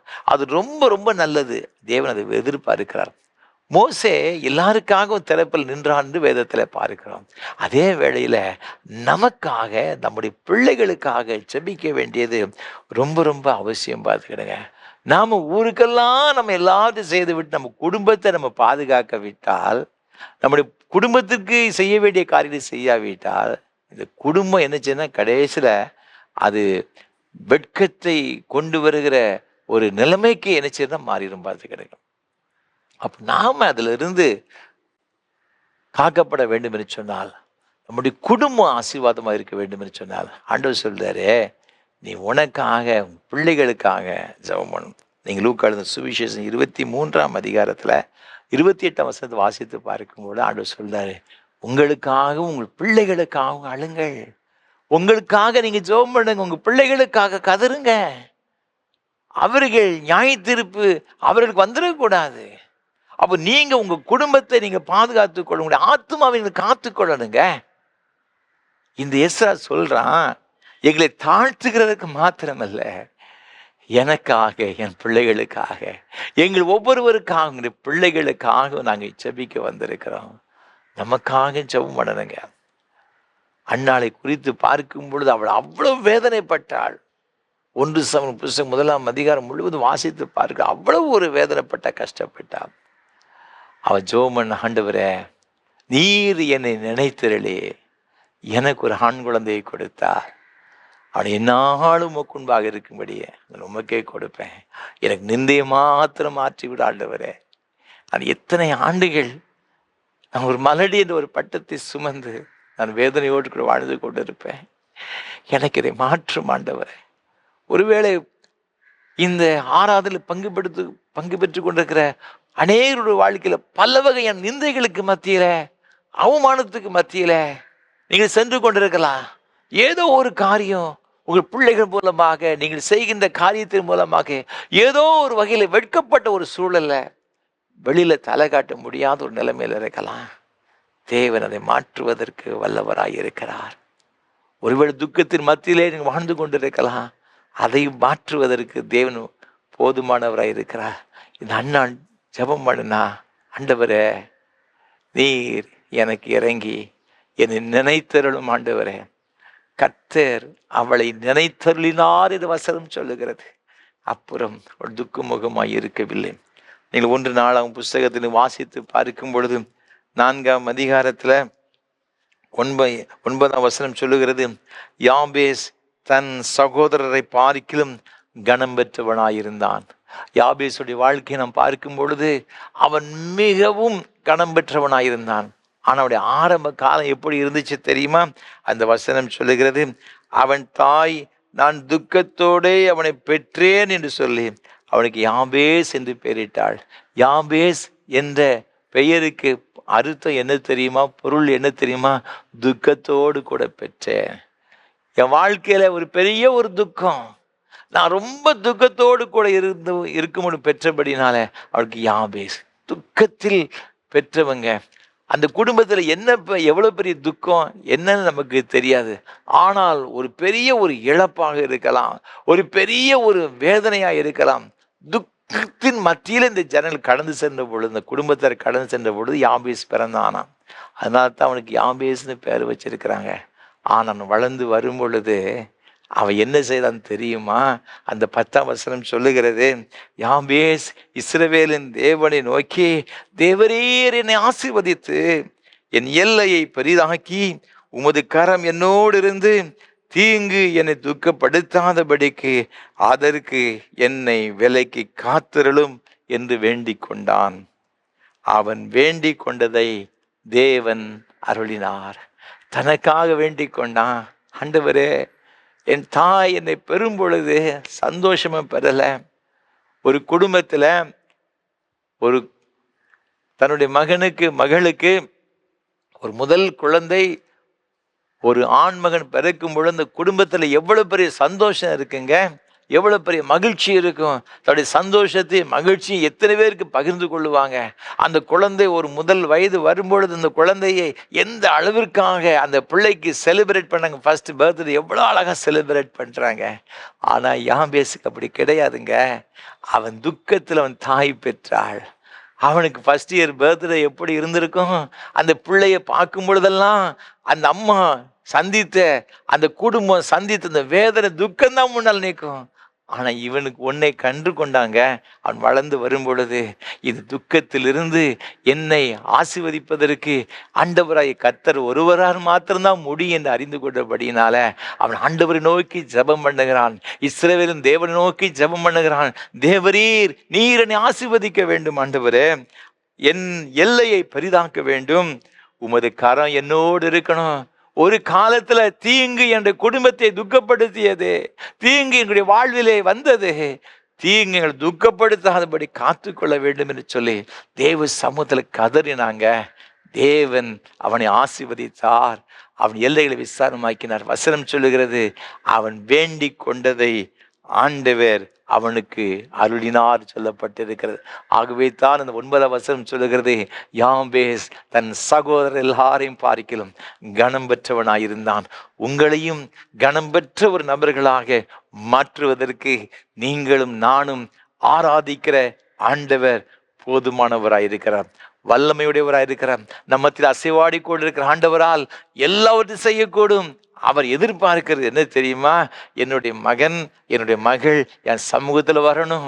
உபவாசித்து என் சமூகத்தில் வந்து கதறும் பொழுது நான் என் பிள்ளைகளை நான் என்ன செய்வேன்னா ஆசீர்வதிப்பேன் என்று வேத வசனம் சொல்லுகிறது. நமக்காக, நம்முடைய பிள்ளைகளுக்காக நாம் ஜெபிக்க வேண்டும் என்று தேவன் எதிர்பார்க்கின்றார். நாம் அவ்வாறு ஜெபிக்கும் பொழுது நிச்சயமாகவே கர்த்தர் பெரிய காரியங்கள் செய்வார். சூசன்னா வெஸ்லி அம்மாவுடைய இந்த வரலாற்றை வாசித்த பொழுது ரொம்ப ஆச்சரியமாக இருந்துச்சு. அவங்களுக்கு 19 பிள்ளைகள் பார்த்துக்கிடுங்க. வறுமைகளுக்கு மத்தியில் வாடிக்கொண்டிருந்த ஒரு குடும்பம். அவருடைய கணவர் ஒரு நல்ல ஒரு போதகர், கர்த்தருக்கு வைராக்கியமும் உழைத்து கொண்டது ஒரு அருமையான ஒரு ஊழியக்கார போதகருடைய குடும்பத்தை உடைய மனைவிதான் சூசன்னா வெஸ்லி. பார்த்துக்கிடுங்க, 19 பிள்ளைகள். அவர்கள் தினந்தோறும் 2 மணி நேரம் ஜெபம் பண்ணுவாங்களாம். வாரம் முழுவதும் தன்னுடைய பிள்ளைகளை கருத்தாக பார்த்து கொள்வார்களாம். அதில் 1 மணி நேரம் என்ன செய்வாங்கன்னா தன்னுடைய பிள்ளைகளுக்காக ஜெபம் பண்ணுவாங்களாம். சூசன்னா வெஸ்லி தினமும் 19 பிள்ளைகளை வளர்ப்பது என்பது சாதாரணமான ஒரு காரியம் கிடையாது. நம்ம குடும்பத்தில் 2 பிள்ளைங்க இருந்தாச்சுன்னா இந்த பிள்ளைகளை நம்மால் வளர்ப்பதற்கு என்ன பாடுபட்டு கொண்டு வருகிறோம். இந்த பிள்ளைகள் ரொம்ப சேட்டை பண்ணுதுயா, இந்த பிள்ளைகள் ரொம்ப தொந்தரவு பண்ணுகிறார்கள். எப்போ 3 வயசு 4 வயசு வரும், பள்ளிக்கூடத்தில் போய் என்ன செய்யலாம், ஸ்கூலில் கொண்டு போய் என்ன செய்யலாம், சேர்த்து விடலாம், பிளே ஸ்கூலுக்கு அனுப்பி விடலாமா என்று பார்த்து கொண்டு இருக்கிறேன் என்று சொல்லுகிற பெற்றோர்கள் எத்தனை பேர் இருக்கிறாங்க தெரியுமா? இந்த அம்மாவுக்கு அந்த காலத்தில் பிளே ஸ்கூலும் கிடையாது, ஒன்றும் கிடையாது. ஆனால் 19 பிள்ளைகளுக்காகவும் தினந்தோறும் செபிப்பதற்கு அந்த அம்மாவுக்கு நேரம் இருந்திருக்கு. பார்த்துக்கிட்டுங்க, டெய்லி 1 hour இந்த பிள்ளைகளுக்காக ஜெபம் பண்ணுவாங்களாம். 1 hour தன்னுடைய பர்சனல் லைஃபுக்காக, தன்னுடைய ஆவிக்குரிய வாழ்வின் வளர்ச்சிக்காக, மற்ற காரியங்களுக்காக என்ன செய்வாராம், ஜெபம் பண்ணுவாராம். இவருடைய பிள்ளைகளில் 2 பேர் யார் தெரியுமா? ஒருத்தர் இங்கிலாந்து தேசத்தை அசைத்த மெத்தடிஸ்ட் திருச்சபை ஸ்தாபித்த அருமையான சகோதரர் ஜான் வெஸ்லி. இந்த அருமையான ஒரு பெரிய ஒரு அப்போஸ்தலன், அந்த இங்கிலாந்து தேசத்தை கலைக்கிற ஒரு தேவ மனிதன். பார்த்துக்கிடுங்க, அவர் ஒரு நாளைக்கு குறைந்தபட்சம் 8 மணி நேரம் என்ன செய்வாராம், ஜெபம் பண்ணுவாராம். சில வேளைகளில் 10 மணி நேரத்துக்கு அதிகமாக வேதத்தை வாசிப்பாராம். அவர் சொன்னார், எனக்கு 10 மணி நேரம் நான் வேதத்தை வாசிக்கும் பொழுது என் கண்கள் வலிக்கிறது சொல்லும் பொழுது எனக்கு வேதனையாக இருக்கிறது சொன்னாராம். இன்றைக்கு நம்ம எத்தனை பேருங்க வேதத்தை ஒரு அதிகாரம் வாசிக்கிறோம், யோசித்து பாருங்க. நம்ம பிள்ளைகள் தினமும் வேதத்தை வாசிக்கிறார்களா? நம்ம அதற்கு கற்றுக் கொடுக்கிறோமா? அதற்கு முக்கியத்துவம் கொடுக்கிறோமா? இன்றைக்கு வேதம் வாசித்தீர்களா? போர்டு வச்சா போதாது, நிறைய இடங்கள்ல அப்படி இருக்குது, பார்த்துக்கிடுங்க. ஆனா நம்முடைய பிள்ளைகளை அதுக்கு ட்ரெயின் பண்ணணும். நாம வேதத்தை வாசிக்கணுங்க. இந்த ஜான் வெஸ்லி அவ்வாறு செய்தாராம். அவருடைய சகோதரனாகிய சார்லஸ் வெஸ்லி என்ன செய்தார் தெரியுமா? ஏராளமான பாடல்களை இயற்றினாராம். அநேக பாமாலை பாடல்களை இயற்றின ஒரு பெரிய ஒரு தேவ மனிதன். கிட்டத்தட்ட 10,000 பாடல்களை அவர் பாடியிருக்கிறார் என்பதாக வரலாறு சொல்லுகிறது. இதற்கு காரணம் என்ன தெரியுமா? அது சூசன் வெஸ்லி தன்னுடைய பிள்ளைகளுக்காக ஜெபம் பண்ணினாங்க. உங்க பிள்ளைகளுக்காக நீங்க ஜெபம் பண்ணி இருக்கிறீங்களா? உபவாசம் பண்ணி தேவ சமூகத்தில் காத்திருக்கிறீங்களா? நீங்க அவ்வாறு காத்திருக்கும் பொழுது உங்க பிள்ளைகள் மூலமாக நீங்கள் மேன்மை அடைவீர்கள். உங்கள் பிள்ளைகள் மூலமாக உங்களுடைய சந்தோஷம் என்ன செய்யணும்? பெருகும். அது சந்தேகம் கிடையாது. வேத வசனம் சொல்லுகிறது, உன் பிள்ளைகள் உன் பந்தை சுற்றிலும் ஒலிவு மர கன்றுகளைப் போல இருப்பார்கள். எவ்வாறு? அவர்களின் தேவனுடைய ஆலயத்தில் நாட்டப்பட்ட பச்சையான ஒலிவு மர கன்றுகளைப் போல இருப்பார்களா? அது எப்போ தெரியுமா? நம்முடைய பிள்ளைகளுக்காக நாம் ஜெபம் பண்ணணும். இந்த நியாயப்பிரமாணம் முழுவதையும் கற்று அறிந்த இந்த எஸ்ரா என்ன சொல்கிறேன் பார்த்தீங்கன்னா, எங்களை தாழ்த்துகிறதுக்கு மாத்திரமல்ல, எனக்காக, என் பிள்ளைகளுக்காக, எங்களுக்காக, எங்கள் பிள்ளைகளுக்காக செபிப்படியாக இந்த உபவாசத்தை நான் என்ன செய்தேன்னா, அகவா நதி எண்டையிலே நான் ஏற்படுத்தினேன். எருசலேமுக்கு நாங்கள் போக வேண்டும். அதற்கு உண்மையாக எங்களை சரி செய்து கொள்ள வேண்டும். எங்களை தேவ சமூகத்தை தாழ்த்த வேண்டும். எங்கள் பிள்ளைகளுக்காக, எங்களுக்காக நாங்கள் செபித்து தேவ சமூக ஆசீர்வாதங்களை பெற்றுக்கொள்ள வேண்டும் என்று அவன் சொல்லுகின்றதை பார்க்கிறோம். இன்றைக்கு நம்முடைய வாழ்க்கையில் அப்படிப்பட்ட காரியங்கள் காணப்படுகிறதா? நாம் யோசித்து பார்க்கணும். அது மாத்திரமல்ல, அந்த எஸ்ரா என்ன சொல்லுகின்றான்? அதே 8ஆம் அதிகாரம் 21ஆம் வசனத்துல, எங்கள் சகல பொருட்களுக்காகவும் செவ்வையான வழியை தேடுகிறதற்கும் நான் அங்கே அந்த அகவா நதி அண்டையிலே உபவாசத்தை கூறினேன். எங்களுடைய சகல பொருட்களுக்காக, செவ்வையான வழிகளை தேடுகிறதற்காக. இவனுக்கு ஏராளமான பொருட்கள் இருக்கிறதுங்க. தேவன் நமக்கு தந்த எல்லா ஆசீர்வாதங்களையும் நாம் அனுபவிக்கும்படியாக நாம் செபிக்கணும். நிறைய பேர் நிறைய ஆசையெல்லாம் இருக்கும், பார்த்துக்கிடுங்க. ஆனால் அனுபவிக்க முடியாது. தேவன் அதெல்லாம் அனுபவிப்பது என்பது தேவனுக்கு கொடுத்த ஒரு பெரிய கிருபைங்க. அது ஒரு ஆசீர்வாதம். நமக்கு அந்த நம்முடைய ஆசைகளை தேவன் ஆசீர்வாதமாக்கி தரணும். அது ரொம்ப ரொம்ப முக்கியம். நம்முடைய கைகளின் பிரயாசத்தில் ஒரு ஆசீர்வாதம் வேணும். அது விருதாவை போகக்கூடாது. நம்முடைய வாழ்க்கையில் நமக்கு தங்கி இருக்கணுங்க.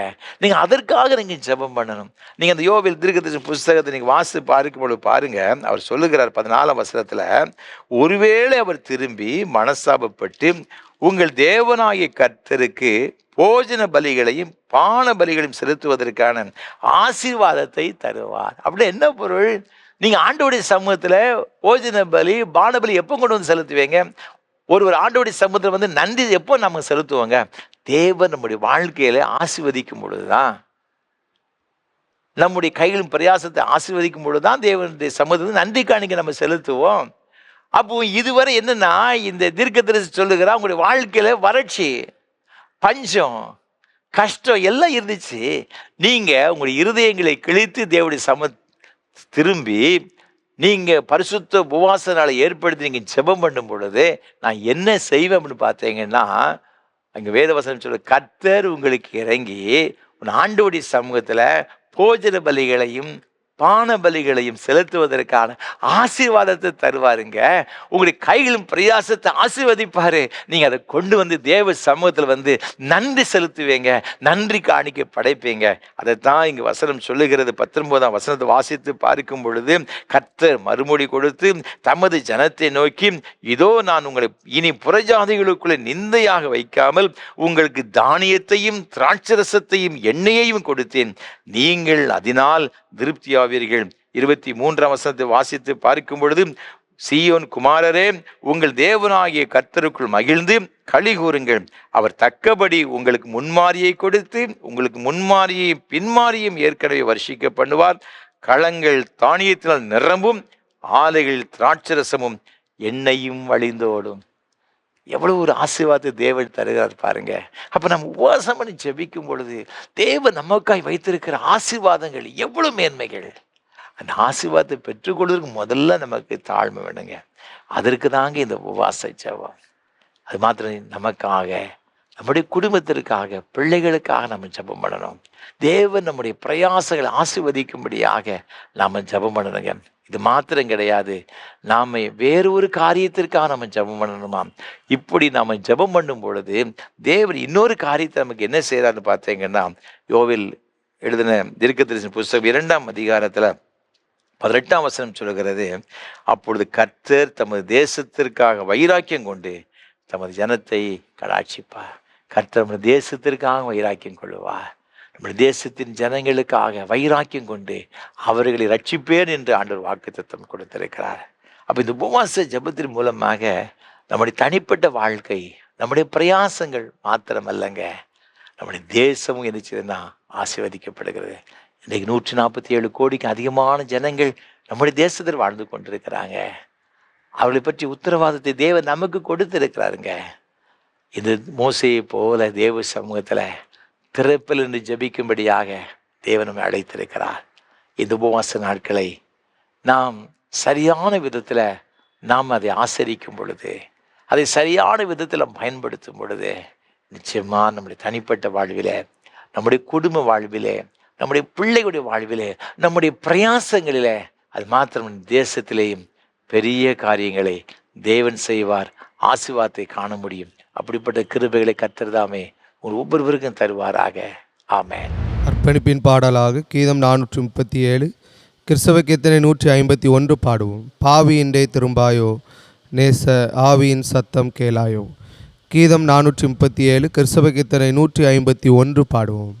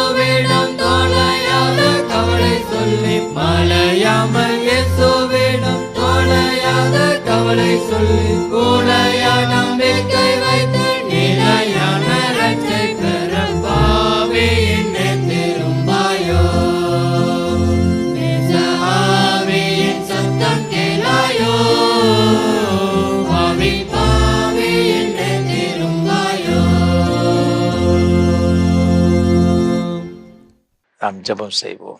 கிருபை நிறைந்த தகப்பனே, நல்ல ஆசீர்வாதமான வேலைக்காக உமக்கு ஸ்தோத்திரையா. தகப்பனே, நாங்கள் ஏன் உபவாசித்து ஜெபம் பண்ணணும் என்று கற்றுக் கொடுத்தீரப்பா. அதற்காக கோடி ஸ்தோத்திரையா. இது உபவாசத்தின் மேன்மை எங்களுக்கு நீங்கள் சொல்லி கொடுத்தீங்களே, அந்த உபவாசத்தினுடைய மேன்மையை அறிந்து கொண்ட நாங்கள் எங்களுடைய வாழ்க்கையில் அபியாசப்படுத்துவதற்கு உதவி செய்யுங்கப்பா. நாங்கள் பலவீனம் உள்ளவர்கள் சுவாமி, அடிக்கடி சோர்ந்து போகிறவர்களப்பா, நீர் எங்களை பலப்படுத்துங்க. ஒருவேளை உமது பிள்ளைகள் உபவாசிக்க முடியாவிட்டாலும் உடைய சமுதிர கண்ணீரோடு கூட தம்மை தாழ்த்தி ஜெபிக்கிற உமது பிள்ளைகள் ஒவ்வொருவருக்காக இன்றைக்கு நான் விசேஷமாக ஜெபிக்கிறேன் ஐயா. ஒவ்வொருடைய வாழ்க்கையிலும் கர்த்தர் பெரிய காரியங்களை செய்வீராக. கர்த்தர் பெரிய காரியங்களை செய்தார், இது நிமித்தம் நாம் மகிழ்ந்து களிகூறுகிற வசனம் சொல்லுகிறபடி அப்பா, உமது பிள்ளைகள் மகிழ்ந்து களிகூறும்படியான வாக்கியத்தை கொடுத்து கர்த்தர் ஆசீர்வதிக்க வேண்டும் என்று நாங்கள் ஜெபிக்கிறோம். என்னென்ன விதமான தேவைகளோடு கூட எங்களுடைய பிள்ளைகள் கடந்து சென்று கொண்டிருக்கிறார்களோ, தங்களுடைய தனிப்பட்ட வாழ்வின் தேவைகளுக்காக, பிள்ளைகளுடைய காரியங்களுக்காக, தங்களுடைய கைகளும் பிரயாசத்தில் ஏற்பட்டிருக்கின்ற ஒரு பெரிய தோல்வி நிமித்தமாக கூட உடைய சமூகத்தில் வந்திருக்கலாம்ப்பா.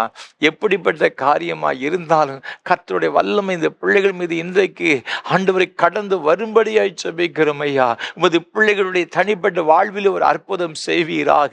பிள்ளைகளுடைய வாழ்க்கையில் ஒரு அற்புதம் செய்யும் வரும்படியாக நாங்கள் ஜெபிக்கிறோம் ஆண்டவரே.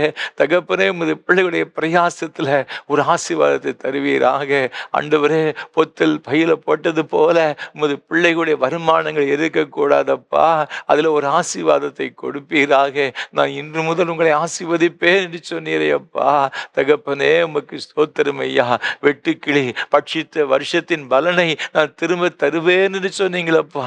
எந்தெந்த காரியங்கள் எல்லாம் உமது பிள்ளைகள் தங்களுடைய பிரயாசத்தின் பலனை எல்லாம் இழந்து போனார்களோ அதையெல்லாம் ரெட்டிப்பாய் உமது பிள்ளைகள் திரும்ப பெற்றுக்கொள்ளும்படியாக கர்த்தர் உதவி செய்வீராக. சிக்கலாகு பட்டணத்தில் இருக்கும் பொழுது தாவீது எல்லாவற்றையும் இழந்து போன பொழுதிலும் கூட மீண்டும் ஒன்று கூட ஆண்டவர் குறைந்து விடாமல் எல்லாவற்றையும் திரும்ப பெற்றுக்கொண்டானே, அதே போல உமது பிள்ளைகள் ஒவ்வொருடைய வாழ்க்கையிலும் அந்த ஆசீர்வாதங்களை ஆண்டவரை கட்டளை இடுவீராக. ஒருவேளை பல காரியத்தின் நிமித்தமாக உமது பிள்ளைகள் தன்னுடைய பொருளாதார ரீதியிலே ஆண்டவரே உமக்கு இழந்து போயிருக்கலாம், சந்தோஷத்தை இழந்து போயிருக்கலாம், சமாதானத்தை இழந்து போயிருக்கலாம் ஐயா. பிள்ளைகளுடைய வாழ்க்கையில் ஏற்பட்ட ஆண்டவரை தோல்வியான ஆண்டவர் நிலைமை, ஆண்டவர் போராட்டமான சூழ்நிலை எல்லாவற்றின் நிமித்தம் உங்கள் பிள்ளைகள் சோர்ந்து போன ஒரு நிலைமையில் இருக்கலாம். இன்றைக்கு கர்த்தர் அற்புதத்தை செய்வீராக. எந்தெந்த காரியங்களில் உங்களுடைய பிள்ளைகள் அற்புதத்திற்கு எதிர்பார்த்து இருக்கிறார்களோ கர்த்தரதை கட்டளையிட வேண்டும் என்று ஜெபிக்கின்றோம். உங்களுடைய பரிசுத்தமான சன்னிதானத்திலிருந்து இயேசு கிறிஸ்துவின் பரிசுத்த நாமத்தின் நிமித்தம் உமது பிள்ளைகள் ஒவ்வொருவரையும் ஆசீர்வதித்து ஜெபிக்கிறோம் ஐயா. உங்களுடைய ஆசீர்வாதம் பிள்ளைகளுடைய வாழ்க்கையில நிரந்தரமாய் தங்கியிருப்பதாக. உமது பிள்ளைகளுடைய கற்பத்தின் கனிகளுக்காய் ஜெபிக்கின்றோம். குழந்தை செல்வங்களை ஆசீர்வதிப்பீராக. கற்பத்தின் கனி உம்மால் கிடைக்கின்ற ஒரு சுதந்திரம் அல்லவா, இது சுதந்திரங்களை கர்த்தர் ஆசீர்வதிப்பீராக. உங்களுடைய பிள்ளைகளுக்கு விசேஷ ஞானத்தை கொடுப்பீராக. தகப்பனே, அரசு தேர்வு எழுதி கொண்டிருக்கிற பிள்ளைகளுக்காக ஜெபிக்கிறோம் ஐயா. தகப்பனே, என்னென்ன தேர்வுகள் பிள்ளைகள் எழுதுகிறார்களோ எல்லாவற்றிலும் உடைய ஞானம் இருக்கட்டும் ஐயா. இந்த பலவீனங்கள் வரக்கூடாது, போராட்டங்கள் வரக்கூடாது, சோர்வுகள் வரக்கூடாது. இயேசு கிறிஸ்துவின் நாமத்தினால ஒரு பிள்ளைகளோடு கூட நீர் இருந்தவுடைய கரங்களை பிடித்து ஆண்டவர் எக்ஸாம் எழுதும்படி நாங்கள் ஜெபிக்கிறோம் ஐயா. ஆண்டவரே, நல்ல மதிப்பெண்கள் பெற்றுக்கொண்டு மெரிட்ல செலக்ட் ஆக கிருபை தருவீராக. ஏற்ற காலத்தில் நல்ல வேலை வாய்ப்புகளை தாரும் ஆண்டவரே. அயல் நாடுகளில் சென்று பணி செய்யும்படி பிரயாசப்படுகிற பிள்ளைகளுடைய பிரயாசங்களுக்கு ஆசீர்வதிப்பீராக. அயல் நாடுகளில் பணி செய்கிற பிள்ளைகளுக்காக பல வகையான ஸ்ட்ரெஸ்ஸுக்கு மத்தியில் இருக்கிற பிள்ளைகளுக்காக ஜெபிக்கிறோம். எல்லாவற்றையும் கர்த்தர் மாற்றுவீராக. என்னுடைய பிள்ளைகளை உயர்த்தும்படியாக நாங்கள் ஜெபிக்கிறோம். திருமணத்திற்கு காத்திருக்கிற பிள்ளைகளுக்காக ஜெபிக்கிறோம் ஐயா. ஆண்டவரே, பல வகையான தடைகள் ஏன் எதுக்கு நீங்கள் புரிந்து கொள்ள முடியல சுவாமி. ஆண்டவரே, எல்லாவற்றையும் அறிந்திருக்கிறவர். என்னுடைய பிள்ளைகளுக்கு ஏற்ற துணையை கொடுப்பது நீரல்லவா. அன்றைக்கு ஆதாமுக்கு ஏற்ற துணை கொடுத்தவரே, என்னுடைய பிள்ளைகளுக்கு ஏற்ற துணையை கர்த்தர் கட்டளை இடுவீராக. நீர் கொண்டு வரும்படியாக நாங்கள் ஜெபிக்கிறோம் ஐயா. உமது பிள்ளைகளுடைய கண்ணீரை துடைப்பீராக. குழந்தை செல்வங்களுக்கு பல வருடங்களாக எதிர்பார்த்திருக்கிற தம்பதிகளுக்காக ஜெபிக்கிறோம். அந்நாளை நினைத்தவரே, உமது பிள்ளைகளை கர்த்தர் நினைக்கும்படியாக ஜெபிக்கிறோம் ஐயா. குழந்தை செல்வங்களை கொடுத்து ஆசீர்வதியும். பெருகாலம் இருக்கிற ஞான பிள்ளைகளுக்கு ஆண்டவர் கற்பதினை பூரணப்படி சுக பிரசவத்தை கொடுப்பீராக. வயோதிபர் நிலவிருக்கிற ஞான பெற்றோர்களுக்காக ஜெபிக்கிறோம். இந்த வயதான காலத்தில் ஏற்பட எல்லா விதமான பலவீனங்களிலிருந்தும் கர்த்தர் பலப்படுத்துவீராக, கர்த்தர் ஸ்திரப்படுத்துவீராக. ஒருவேளை பிள்ளைகள் ஆண்டவரே அருகாமல் இருக்க முடியாத ஒரு சூழ்நிலையா இருக்கலாம் ஐயா. அயல் நாடுகளில் இருக்கலாம், இல்லாவிட்டால் உதவி செய்ய முடியாத ஒரு சூழ்நிலையா இருக்கலாம் ஐயா. நீங்க உங்க பிள்ளைகளுக்கு துணையாய் இருப்பீராக. முதிர் வயதில் கைவிடாது இருப்பீராக என்று சொல்லி சங்கீதக்காரர் உம்மை நோக்கி மன்றாடினானே. தகப்பனே, உமது பிள்ளைகளை கைவிடாதபடிக்கு அவருடைய கரங்களை பிடித்து கர்த்தர் நடத்துவீராக. நல்ல ஆரோக்கியத்தை கொடுப்பீராக, நீடித்த சுகவாழ்வை கொடுப்பீராக. அவர்கள் முதிர் வயதிலும் கனிதந்து பசுமையும் புஷ்டியுமாய் இருப்பார்கள் சொன்னீரே. அந்த வார்த்தையின்படியே அருமையான உமது அடியார்களை ஆசீர்வதிக்க வேண்டும் நாங்கள் ஜெபிக்கின்றோம். ஆண்டவரே, இன்னுமாக வியாதினால் கஷ்டப்படுகிற பிள்ளைகளுக்காக ஜெபிக்கின்றோம். என்னென்ன வியாதினால் கஷ்டப்பட்டு கொண்டிருக்கிறார்களோ இயேசு கிறிஸ்துவின் நாமத்தினால் இந்த பலவீனங்கள் எல்லாம் மாறுவதாக. பாதிக்கப்பட்ட பகுதிகளிலே சரத்தின் உள்ளுறுப்புகள் ஏற்பட்ட எல்லா பாதிப்புகளும் இயேசுவின் நாமத்தில் விலகுவதாக. ஒரு புதிய உறுப்புகள் உண்டாகட்டும் ஐயா. இருதய பிரச்சனைகளுக்காக, நுரையீரல் பிரச்சனைகளுக்காக, சுவாச பிரச்சனைகளுக்காக, சிறுநீரக பிரச்சனைகளுக்காக நாங்கள் ஜெபிக்கிறோம் ஐயா. ஆண்டவரே, ஸ்பைனல் கார்டு ஏற்பட்ட பிரச்சனை நிமித்தமாக வேதனைப்பட்டு கொண்டிருக்கிற பிள்ளைகளுக்காக, ஆண்டவரை நடக்க முடியாத இருக்கிற பிரச்சனைகளுக்காக, ஆண்டவர் உச்சந்தலை முதல் உள்ளங்கால் வரை என்னென்ன வியாதியில் கஷ்டப்படுகிறார்களோ இப்போது இயேசு கிறிஸ்துவின் சுகமளிக்கிற வல்லமை இந்த பிள்ளைகள் மீது இறங்கட்டும் என்று இயேசுவின் நாமத்தில் ஜெபிக்கின்றோம். இயேசு கிறிஸ்துவின் நாமத்தினாலே எவைகளை கேட்டாலும் தருவேன்னு சொன்னீங்களப்பா. இப்பொழுது நாங்கள் கேட்கிறோம், உங்களுடைய சமூகத்திலிருந்து ஜெபிக்கின்றோம். இயேசுவின் நாமத்தினாலும் உமது பிள்ளைகளுக்கு ஒரு பூரண விடுதலை, ஒரு பூரண சுகம் உண்டாகட்டும் நாங்கள் ஜெபிக்கிறோம் ஐயா. ஒவ்வொருவரையும் ஆசீர்வதிங்கப்பா. ஏழைகள், எளியவர்கள், திக்கற்றவர்கள், அனாதைகள், விதவைகள், கைவிடப்பட்ட ஒவ்வொருவருக்காக ஜெபிக்கின்றோம். ஒவ்வொருடைய கண்ணீரையும் கர்த்தர் துடைப்பீராக. ஆண்டவர் உமது பிள்ளைகளுடைய வாழ்க்கையில் காணப்படும் எல்லா போராட்டங்களும் மறைந்து போகட்டும் ஐயா. சத்ருவினால் எல்லா போராட்டங்கள், பிசாசின் வல்லமையில் ஏற்படுத்தப்பட்ட எல்லா ஆண்டவர் பிரச்சனைகளும் முற்றிலுமாய் மாறுவதாக. பிரிந்திருக்கிற குடும்பங்கள் ஒன்று சேரட்டும். குடும்பங்களில் சமாதானம் பெருகுவதாக, மகிழ்ச்சியை பெருகுவதாக. ஒவ்வொரு குடும்பத்தையும் கர்த்தர் ஆசீர்வதிக்க வேண்டும் நாங்கள் ஜெபிக்கின்றோம். ஆண்டவரே உமது பிள்ளைகள் ஒவ்வொருடைய குடும்பத்தை கர்த்தர் வேலை எடுத்து பாதுகாத்துக் கொள்ளும்படி நாங்கள் ஜெபிக்கின்றோம். நீங்க அவ்வாறு செய்கிற தயவுக்காக உமக்கு ஸ்தோத்திரம் ஐயா. இந்த நாளிலும் இந்த ஆராதனை வேளையை ஆண்டவரை தாங்கும்படி வந்திருக்க அருமையான உமது பிள்ளைகளுக்காக, அருமையான சகோதரி பாரதி ஜான்சன் அம்மா அவர்களுக்காக ஸ்தோத்திரம் செலுத்துகிறோம் ஐயா. அருமையான அம்மாவை ஆசீர்வதிங்க ஐயா. ஆண்டவரை இம்மட்டும் உடைய கிருபைகள் உமது பிள்ளைகளை தாங்கி ஆதரித்து வழிநடத்தி கொண்டு வந்த தயவுக்காக உமக்கு ஸ்தோத்திரம் செலுத்துகிறோம் ஐயா. நீங்க கொடுத்த அருமையான பிள்ளைகளுக்காக, மருமக்கமார்களுக்காக, பேர குழந்தைகளுக்காக நாங்கள் ஜெபிக்கிறோம் ஐயா. உன் பிள்ளைகளும் பந்தி சுற்றில் ஒளிமர கண்ணுகளைப் போல் இருப்பார்கள் சொன்னீரே. ஆண்டவரே உம்முடைய வார்த்தையின்படியே உமது பிள்ளைகளை ஆசீர்வதிப்பீராக. அதன் காலத்தில் எல்லாவற்றையும் நேர்த்தியாய் செய்கிற ஆண்டவர் எல்லாவற்றையும் நேர்த்தியாய் செய்து கொடுப்பீராக. படிக்கின்ற பிள்ளைகளுக்கு ஆண்டவரே உமக்கு விசேஷ ஞானத்தை கொடுப்பீராக. எதிர்காலத்திற்கு காத்திருக்கிற பிள்ளைகளுக்கு நல்ல எதிர்காலத்தை ஏற்படுத்தி கொடுத்து உமது பிள்ளைகளை ஆசீர்வதிப்பீராக. நல்ல சுகத்தையும் பலத்தையும் நீடித்த சுகவாழ்வையும் கொடுத்து வழிநடத்தும்படியாக நாங்கள் ஜெபிக்கிறோம். இஸ்ரவேலின் தேவனாகி கர்த்தருடைய செட்டைகளின் கீழ் அடைக்கலமை வந்த உனக்கு நிறைவான பலன் கிடைப்பதாக என்று வேத வசனம் சொல்லுகிறதே. அந்த நிறைவான பலனை உமது பிள்ளைகள் சந்ததி பெற்றுக்கொள்ள கிருபை தரும்படியாக நாங்கள் ஜெபிக்கின்றோம். இந்த ஊழியத்திற்காக பல வகையில் ஜெபிக்கின்ற இந்த ஊழியங்களை தாங்குகிற எல்லா பிள்ளைகளுக்காய் ஸ்தோத்திரம். ஒவ்வொருவரையும் நீர் ஆசீர்வதியும், நாமத்தினை மகிமைப்படுத்தும். நீங்க அவ்வாறு செய்த தயவுக்காய் ஸ்தோத்திரம். இயேசு கிறிஸ்துவின் மூலமாக ஜெபிக்கிறோம் பிதாவே.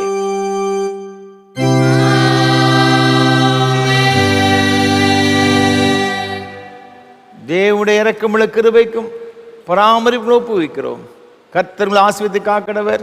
கர்த்தர் தம்முடைய முகத்தை உங்களுக்கு பிரகாசிக்க பண்ணி உங்களுக்கு கிருபை இருக்க கடவர். கர்த்தர் தம்முடைய முகத்தை உங்களுக்கு பிரசன்னமாக்கி இப்பொழுது எப்பொழுதும் சமாதானம், சந்தோஷம், நீடி சுக வாழ்வு கட்டளையிட கடவர்.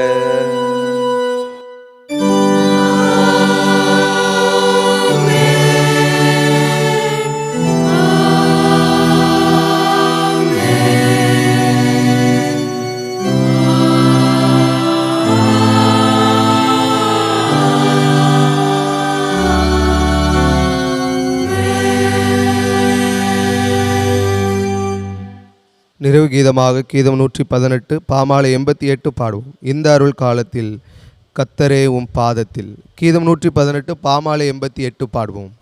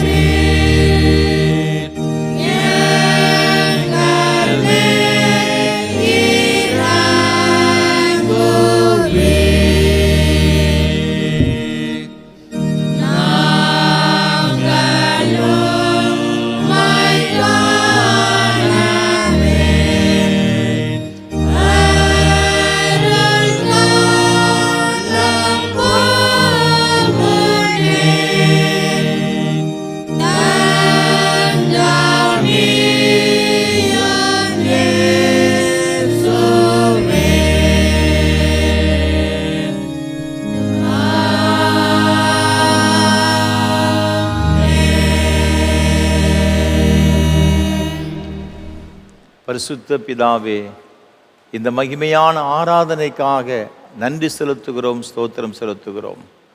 உம்முடைய பிள்ளைகளாக உம்முடைய சமூகத்தில் நாங்கள் வந்திருந்து உம்மை தொழுது கொள்ளும்படியாக, உம்முடைய நாமத்தை மகிமைப்படுத்தும்படியாக, உம்முடைய வார்த்தைகளை கேட்கும்படியாக கொடுத்த எல்லா கிருபைகளுக்காக உமக்கு ஸ்தோத்திரம் ஐயா. இப்பொழுதும் உம்முடைய தெய்வீக பிரசனம் எங்களோடு கூட தொடர்ந்து இருக்கும்படியாக நாங்கள் ஜெபிக்கிறோம். இந்த நாள் மாத்திரமல்ல, எங்கள் ஜீவகாலமெல்லாம் உம்முடைய நன்மையினாலும் கிருபையினால் நிறைத்து எங்கள் ஒவ்வொருவரையும் ஆசீர்வதிக்க வேண்டும் என்று மீட்பர் இயேசு கிறிஸ்துவின் பரிசுத்த நாமத்தில் தாழ்மையோடு ஜெபிக்கிறோம் ஜீவனுள்ள நல்ல பிதாவே. கர்த்தங்களோடு இருப்பாராக, அவரோடு இருப்பாராக. தேவ சமாதானத்தோடு சென்று வாருங்கள். கர்த்தருடைய நாமத்தினாலே ஆமென்.